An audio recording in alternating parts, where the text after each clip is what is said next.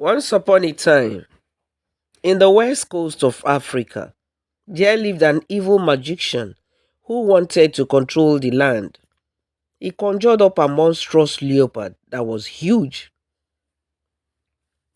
All the king's warriors could not defeat that leopard. The monstrous leopard forced the kingdom into hiding, making the whole kingdom look cowardly. The king had to come up with an idea. He announced that there will be a great reward to whoever that will be able to defeat the leopard. Half of the kingdom will be given to that person. The prize was tempting, but the people of the kingdom, brave warriors at that, had seen their counterparts eaten alive by the leopard. They cringed and thought none of them could come forward. All hope seemed lost. None was able to live freely in the kingdom anymore. A feeling of dread washed over the people. But a brave and beautiful maiden called Ominda stepped forward. Ominda told the king she would take on the task and defeat the leopard. What? The king and the people of the kingdom were surprised, but they thought her stupid, and being a female, she would not be brave enough to withstand the monstrous leopard. They laughed at her. What would a woman do when all the strongest male warriors got eaten by this leopard? They said. Ominda did not relent. She kept begging the king to give her the opportunity to try what she could. But the king refused. For months, the leopard stalked and killed the villagers, leaving death and despair in its wake. The strongest warriors all tried their best, but it all proved elusive and deadly. Many brave men fell to his claws, and those who survived fled in fear. As they tittered in despair, the king finally decided to give Ominda the chance to try it, since she so determinedly persisted on facing the monstrous leopard herself. I can kill the leopard, Ominda declared. The villagers mocked her, their laughter echoing through the streets. A maiden killed the leopard. Ha ha ha ha. They laughed. You only become its next meal. They jeered. Undeterred, Ominda sought the wisdom of priest Baba Lafu. He shared ancient secrets of the forest and its creatures, teaching her the language of the animals and the ways of the hunt. Ominda spent countless hours tracking the leopard, studying its movements and learning its weaknesses. She crafted a special potion from the priest, herbs, one that would slow and hypnotize the monstrous leopard. The night of the final confrontation arrived. Ominda arrived with a spear and her newfound knowledge, ventured into the forest.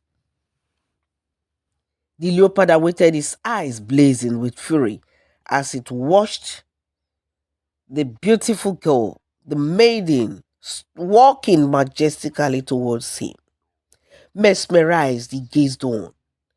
As Ominda approached, the leopard wanted to charge, but Ominda was chanting in the language of the animals.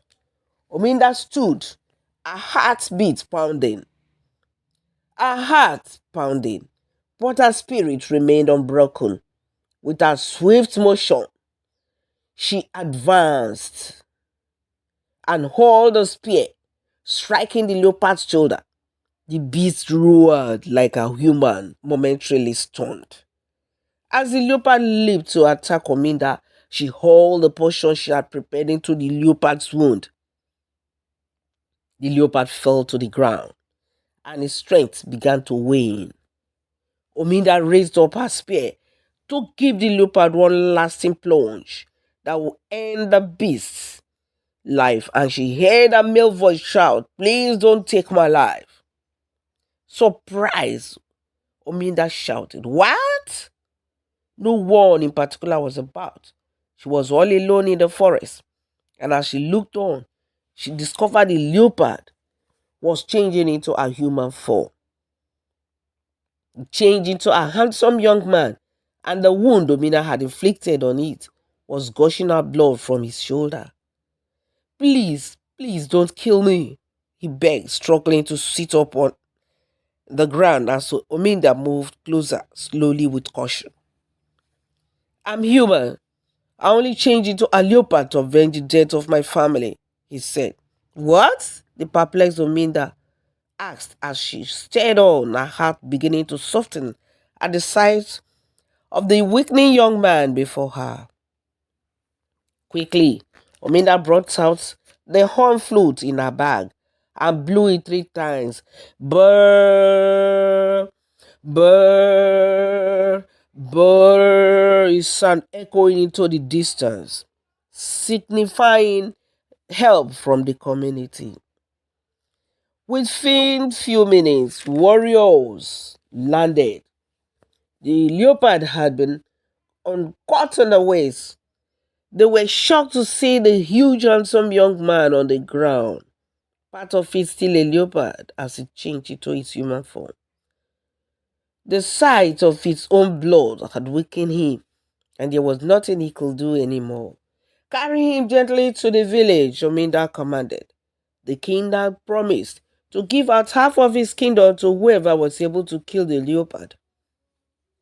And now, a young maiden, for that matter, had been able to do what no man could do. The powerful magician, now subdued, explained to them all, to the villagers, how he had vowed to avenge the death of his entire family that had been wiped out during a ravaging war. He was all alone now in the world, and so he decided to kill as many as he could before he would die. He had lost a lot of blood by this time, and he was weak and he couldn't talk. Ominda and the priest nursed him back to health gradually. During those months, he fell in love with Ominda and proposed to her. He begged her he had changed. I will continue to be with her and protect her all the rest of his life.